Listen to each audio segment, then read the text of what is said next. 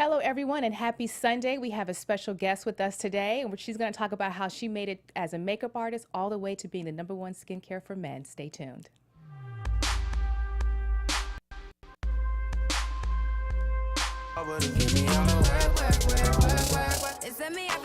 Hello, everyone. Happy Sunday. Welcome to another episode of Success is the New Black. I am your host, Ashida Onrae. And normally I have Tara Johnson, my co-host, with me, but she is out on assignment today. But nevertheless, I have a wonderful guest, Cole Patterson. Welcome to the show. Thank you. I am so happy for you to be here with us. And she is going to talk about her skincare line. And she's the #1 skincare for men and celebrities. And I love that. And I'm so excited to hear about it. And I can't wait to dive into it. I know I'm probably really excited because I've been trying to get you for a really long time. So you are here with us today. Tara says her hellos. And let's get started. Great. So you started off as a makeup artist. Yeah, well, not technically. I've always been an esthetician. I started off as an esthetician over several decades ago. Okay. I will say that. From that, then I kind of dabbed into makeup slightly, and it took off. And I was like, well, why not? And started doing film and television and gaining a couple of different celebrities. But prior to doing makeup, it kind of came about because I used to do event coordinating for showcases and artist development work in Atlanta for ASCAP BMI, for managers and labels to search for talent. So I was ahead of that and did a lot of coordinating events with that. But your passion was always skincare. Skincare. Yes. And so when was that moment? Take us back to that moment where you decided to go for your passion. About 20 years ago. Yeah. Yeah. The thing too is that it helped with my makeup career. Yeah. Because I had another element to offer other than just being a makeup artist. I was very versed and understood skin, and I could teach and explain certain treatments and processes of how to better take care of their skin to limit the uses of makeup. Right. And especially for male clients. That just so happened to be one of the things that was like, okay. Because with men, even though they're behind the scenes and they're on television for their camera-ready appearance, I didn't like to see that they had a lot of makeup on. And they take as much time as women in the chair. Like, we had to cut that down. Right. So through that process, I just started, was like, I get it. They're not being told about skin, and they're just packing on, the makeup artists are not knowledgeable of it. So they're just packing on makeup. They're just basically putting on makeup to cover it and to conceal it so they could look great for TV. So I got to the root of the problem and just basically started working inside out. I love that. I want to take a step back just in case people missed it. I love the fact that you saw a need in the market and you decided to take it. Yes. And that's what you did. I did. Now, what's the difference between skincare for men and women? Is it the texture? Is it the skin? Is it the toughness? Is it because of our pores? What's the difference between the two? There are several different differences. One definitely being the texture.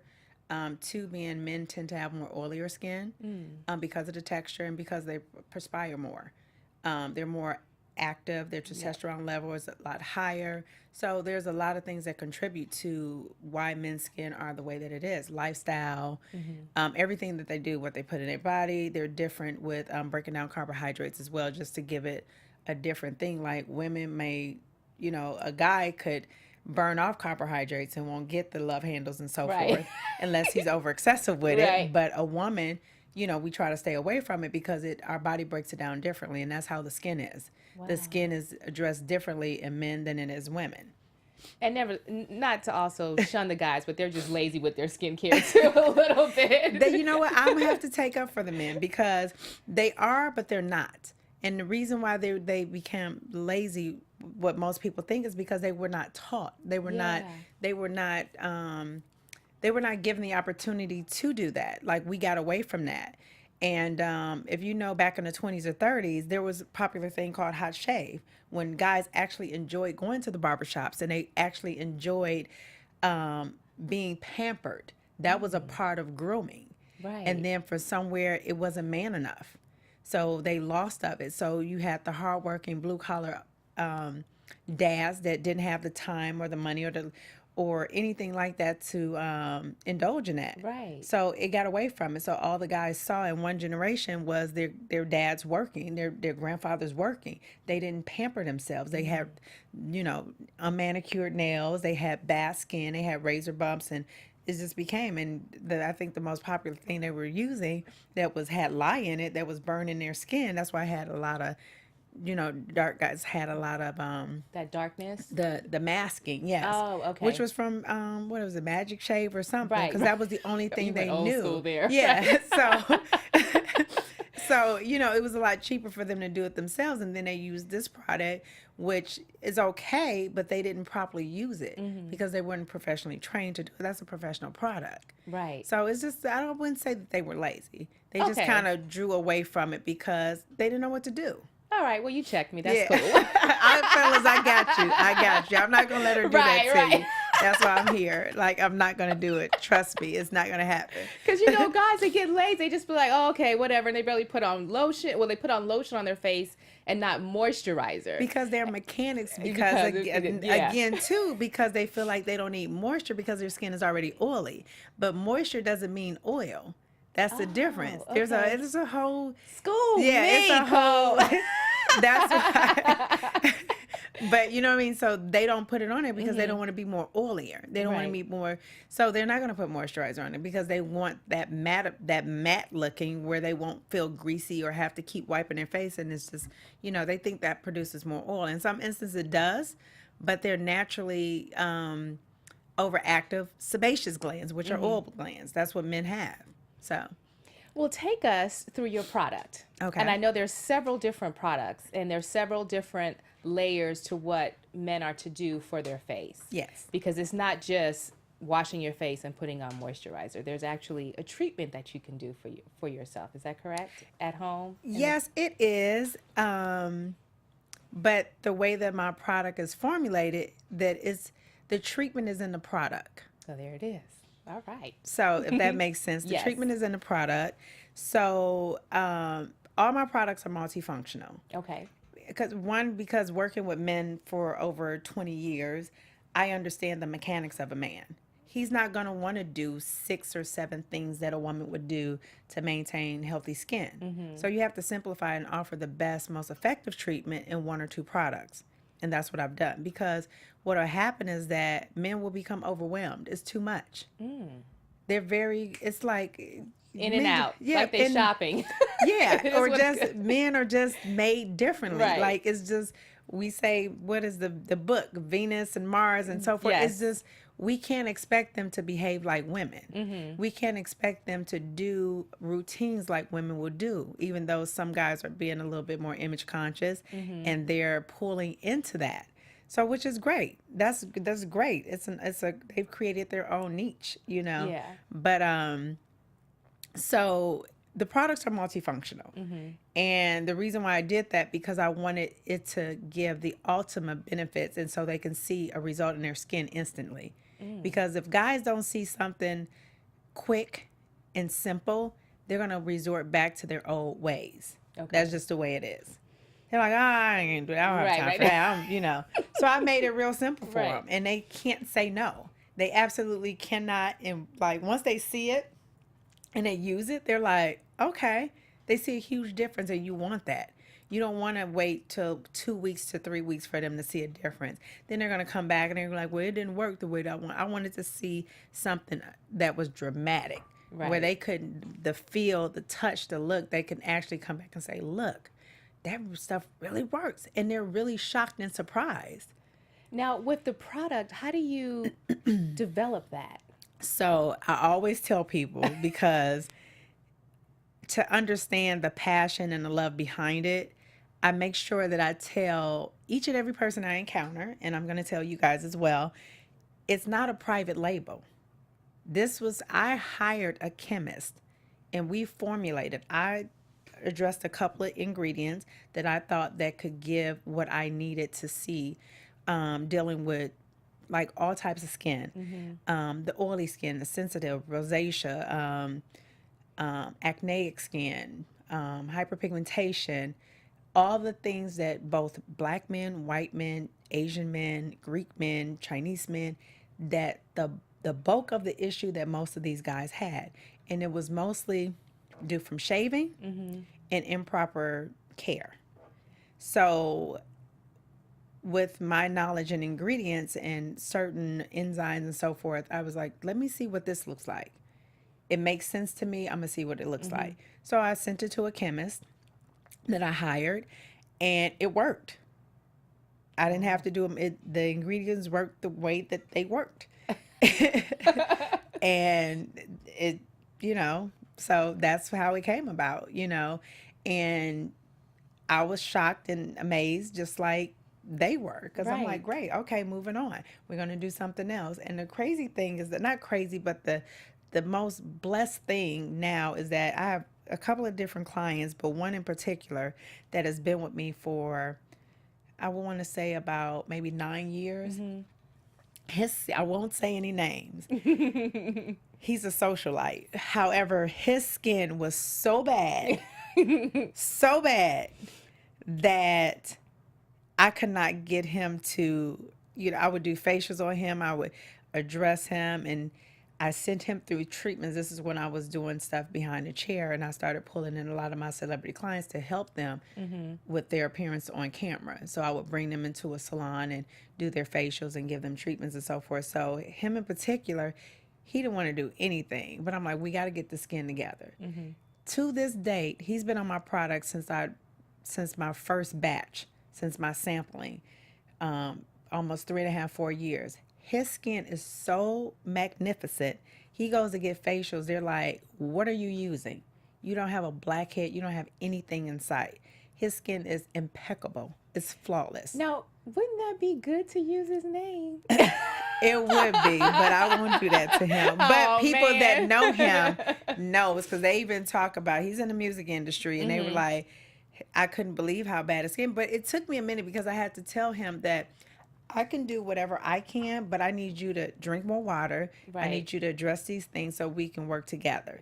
So we can get some process. And he's committed. He's he's mad that I'm so busy that I don't have time to go to the shop or anything like that. But he just texted me the other day. He was like, you know what? Using your product, I don't even need a facial. Wow. I don't even need a facial. I was like, that's great to hear. We need to get you on tape saying that. Yes. That is, congratulations. Thank you. That's amazing to hear. Now, for our entrepreneurials that are watching, right? Being an entrepreneur, how did you go from hiring a chemist to launch? Because I know so many of us are trying to figure out how to go from point A to point B. And then once you launch, how do you sustain? Just to give our audience a little tidbit from your experience. It's from my, the first thing is faith. And the first thing is to believe in what you're selling. That's the very first thing. If you have a product, if you have a tool or whatever, you have to believe in it. Absolutely. And you have to ask yourself, would I use this? Would I buy this? My product, I use on myself. Even though I formulate it for men, I use it. I use it every day. That's because I believe in it. I'm not going to give you or sell you something that I don't use or cannot use myself. And I have very sensitive skin. So I wanted to see how it would affect the guys that had sensitive skin. And me being a woman, because my skin is different, I knew if it worked on me, the guys that had sensitive skin, it would be great for them because they can sustain a little bit more. So from development, I did everything backwards. So I don't even know if my story will be what I would tell. That's what makes the story so amazing. Yeah, but it's like I can't really So I did everything backwards, and I'm kind of still doing things backwards, but it's working for me. And not necessarily, not saying that it won't work for them or other entrepreneurs, but I would say if I could do it all over again, I would take my time. I would definitely know that there's no rush.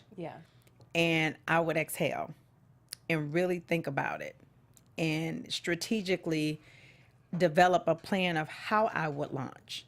And what once the product is done, what will I do with it? And who's my demographics and who would I sell it to? And why would they buy it? I knew that, but I didn't address that. I did my packaging first before anything. The packaging was so hard because I couldn't find the packaging that I had in my head. Right. It took me 6 months and I still didn't find it. So I had to repackage, not my logo, but repackage the bottling. Okay. The bottling that I had designed in my head that I just figured that was going to exist. It didn't. So that's what I mean. I did things backwards. Yeah, I had a graphics and drew the images that I wanted. And from there, of course, I was working at the formula in conjunction with that. But like I said, I did things differently. But I will say that, and I did a business plan, which I wasted money on a business plan because I really didn't need it. I self-funded all my stuff myself.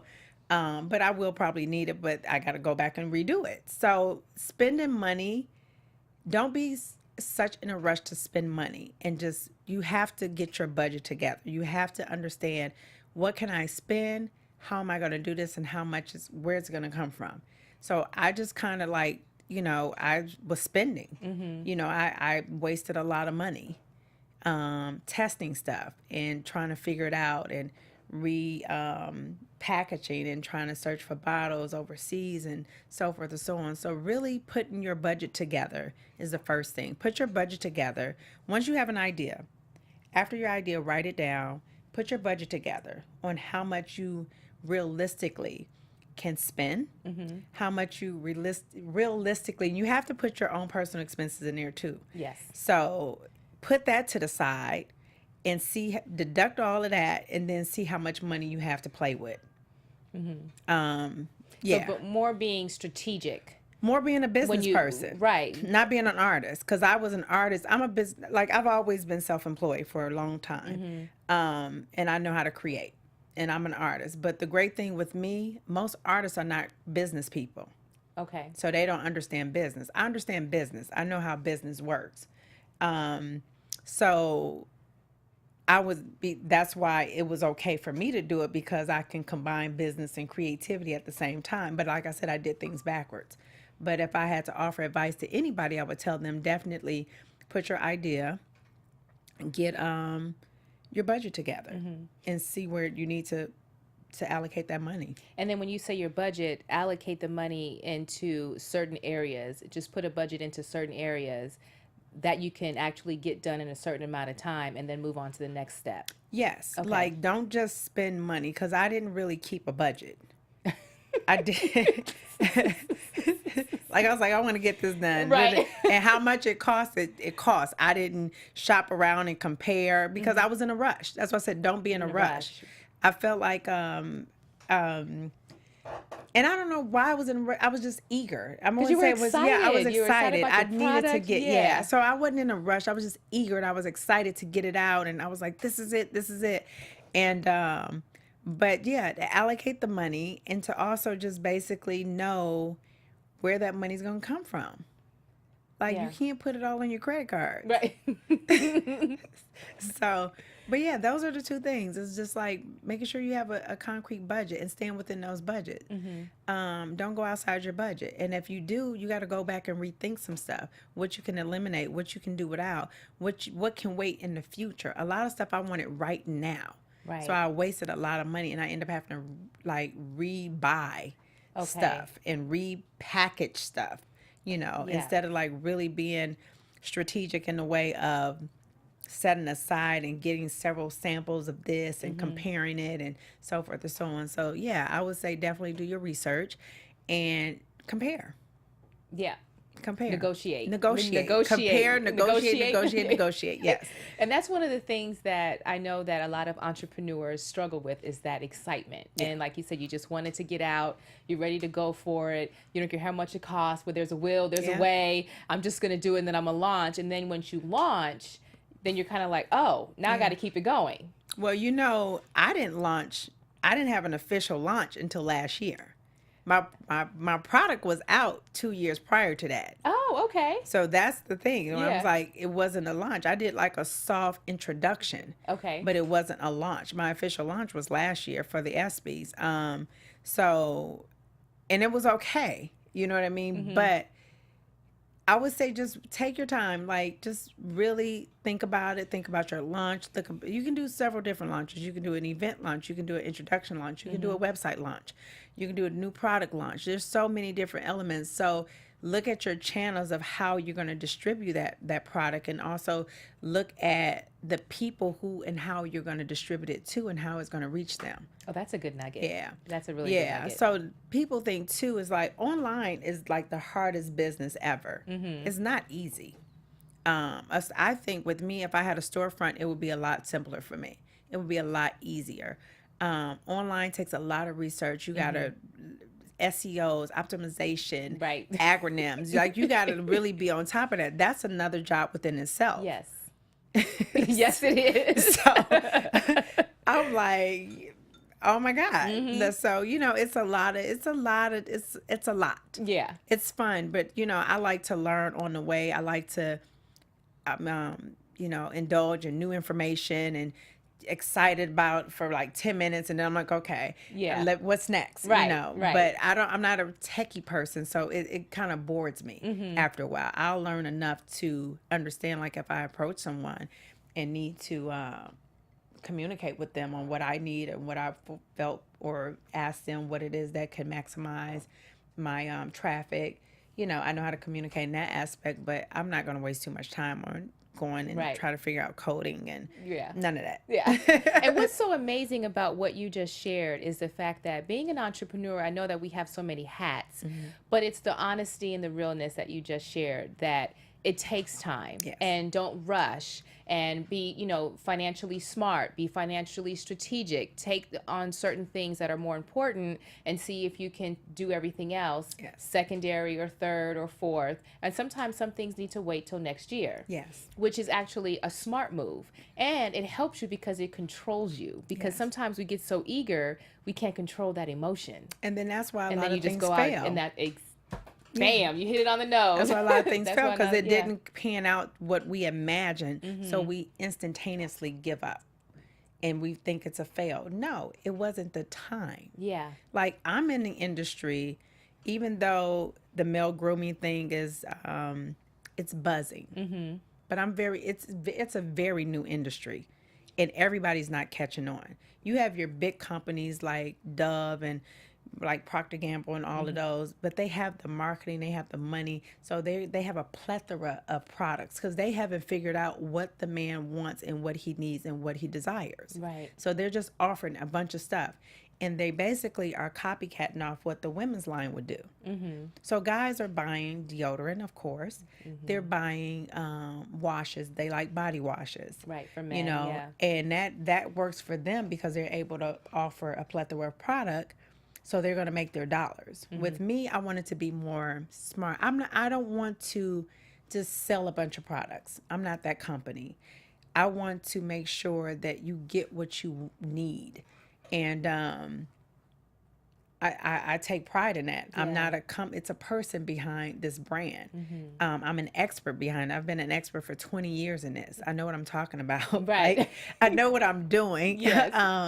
I write articles for 2 professional skincare magazines, and to say that is to say, when I did my first one 2 years ago, I did them back in 2008, and then once I launched the line, I started getting back into doing public speaking and being a guest speaker for a couple of skincare events. And to see my audience was very slim about the men market was like, oh, it hasn't caught on. It says they haven't figured out how to make a living off of that, because men are not breaking down the doors in spa treatment, and they're not as spa savvy as women. Yeah. But what they're missing out on is that men are very loyal and they're committed. Yeah. Once you get them. I know that because I have a lot of male clients. And that's what they're not understanding. A woman wants the next new, the most trendy, the most fashionable. Men want something that they can trust, that they can depend on, and that what they want in a woman. That's what they want. All right. They want in a product what they want in a woman. I love that. That should be your slogan. That's a good one. We got that on tape, right? So I'm like, what did I just say? But yeah. So what's next for your product? So what's next? I am, July will be the third annual Grooming Lounge. Okay. We hit this location undisclosed at this moment. And I have a huge campaign going on. We have a campaign called Man Enough. That's pretty much my slogan. And it's basically to address men in all aspects, in all facets, their individuality, their personality, their originality. Yes. Everything. Because there's so many layers in men. Like women, I think that, look at me getting into relationship I'm loving issues. it, but this is my, I love relationships. I love relationship talk. So I'm just soaking this up. Okay, so here's the thing: is that there's a disconnect with men and women, and I think that disconnect is because women do not understand that men are multidimensional. So how they would act at a workplace with their colleagues is not how they're going to work with their teammates, not how they're going to work with their family. So they're subjected to play different roles. And if a woman understands those different roles, they will understand that there's a lot of depth and more fabric in that man than just what you see. Right. And that's what I mean, like role playing. Right. Oh, we got a big nugget. Oh, I shouldn't have said that, big nugget. But then maybe I should have. But you know what I mean? Like they're very visual creatures. Right. So I know. Role play it. So to understand it, so that's what my line does. So we have this campaign. My dear friend Kai Morrison and I went to Atlanta to shoot this campaign. He shot some video for me, and I had some very handsome men that that started the campaign, and we took great photos, and it'll be out soon to launch leading up to the event. So basically, they're man enough. It's Robert Christopher Rowley. Oh. Is one of my models, and George Wilson is the other model. He used to play for Buffalo and the Titans in New York. I mean, Buffalo in New York and the Titans in Tennessee, but now he's pursuing acting and a little modeling. So that's what's next. These guys, they killed the photo shoot. Oh, nice. We have commercial video coming out as well. And just to grab the men, I'm trying to get their attention. Yeah. And let them know that I got you. Like, what are you waiting on? Right. Like, who's next? Right. Come get to know me. Yes. Yeah. Come get to know me. Yeah. There's a person behind this skincare line. Yeah. But the funny thing is that, because my name's Cole, everybody think it's a guy. Right. And they're like, oh, you're Cole. You're Cole. I'm like, yeah, I'm Cole. Okay. So that's a good thing. Now, the event that's in July is called Grooming. So, yes. Can anybody come to that, or is that an invitation only? It's what I'm going to do, and we could probably do this together. Okay. I'm going to offer a prize. Okay. And maybe they will be able to enter the event. Okay. But it's a very it's confidential. I don't, as you know, last year I don't release the address to the location. You get personal emails to know where the location is, and you only get that a couple of days before that. You'll get the times and the area, but you won't get the location. And that's just to keep it confined. I don't want a party. It's not a party. And I think a lot of things too is that I know it's around the ESPYs. It's the Tuesday before ESPYs. And a lot of people think it's a gifting suite. It's not a gifting suite. It's a grooming lounge. There is a difference. Last year we had Hollywood and football to welcome the Rams, the LA Rams, to LA. So they were our special guests. So it'll be stuff like that and more free facials and product. But it's definitely for guys to feel, to smell, to see the visual of the product so they can indulge in it. So they could take products home and use them and see what it does and see how it feels and get that image conscious savviness, keep it together. Keep it sexy. Keep it sexy, love it. Yeah, like I keep love that it. skin right. Like you can have a beard, but if your skin is like not good, like what's the use? That's like, I mean, like, seriously. I understand. That's like having nice eyes but not an attractive smile. Right. Oh, right. Keep it sexy, like, fellas. keep it sexy. Just And there's come on. nothing wrong with being on your grown man shit. Yeah. Let's just be real. Yeah, There's nothing wrong with that. It's sexy, it's classy, it's endearing, it's loving, and it's attractive. And I think men are like, but I will say that there's a lot of men that want to get that grown man sexiness on, because we saw that last year. Yes, At we the did. event. It was a lot of handsome, grown, sexy, grown-ass men there. Yes, it was. And they were dressed nicely, And they too. were dressed superb. Nobody was sagging. Nobody. Everybody they had on came suited. Ooh, They yes. came with vests. I'm getting chills just even talking about it. But that's what I want to see. It's Yeah. like, so we have this thing. We have grooming, and we have the fashion industry, and we have Cole right there in the middle where Right. I intersect. So to bring this stuff together, Yes. it's a lifestyle. It's a lifestyle brand. I love It's just it. not a product. So Right. there's a lot of things next. I want people to, follow me and see, what's coming, and you got to keep up. Well, speaking of follow you, where can they follow you? They can follow me at Cole, Cole, skincare for FOR men.com, and that's my Instagram, like us up on Facebook with Cole Skincare for Men as well. And my Twitter is Cole, Cole, Yes. SC for FOR men. Yes. Yeah. So are you on Facebook as well? I'm on Facebook, and it's Cole Skincare for Men. Okay, Facebook. so Yes. Cole Skincare for Men, Facebook, Twitter, and Instagram, and the website. Yes. And then we'll talk about doing the giveaway. Yeah, we can do that real soon. So Yeah. basically what we'll do, because it's a secret location, because people, it's the funny thing, everybody's like, when are you doing another one? When are you doing another? You should do one next month. I'm like, no, we're doing it next year.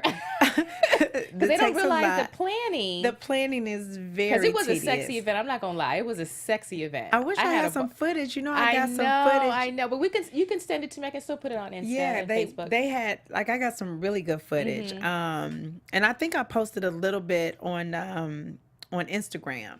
But yeah, it's really it's a great, I look forward to it. Like, just to have, and for the event this time, we're going to honor 2 men for the Man Enough Award. Oh, okay. So this is, this is going to be so sexy. It's just going to be ridiculous. love it. I love like, sexy I shit. can't even get in detail, because no telling with me, because each year we step it up. Right. So it's just, I don't know where to go from here. Well, I want to be on the see. committee. I want to be on Okay. the planning committee because I like sexy shit. Okay, so you know what? We need that. Yes. Because I want to pull myself away from it. Or a sponsor or something, because I love sexy stuff. Yeah, And it's sexy going to be guys, amazing. too. Yeah.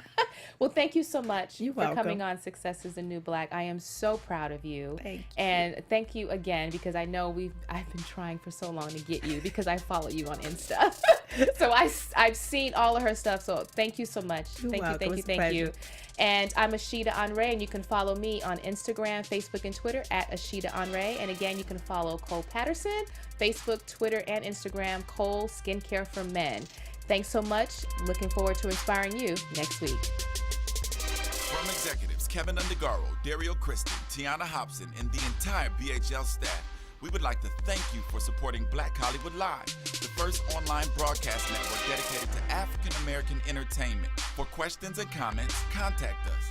info@blackhollywoodlive.com. Like us on Facebook, tweet us, or Instagram at BHL Online. And I am the official voice of Black Hollywood Live. Scipio, Instagram me at KingXOBay. Thanks for tuning in. The views expressed here are those of the hosts only and do not necessarily reflect the views of BHL or its owners or principals.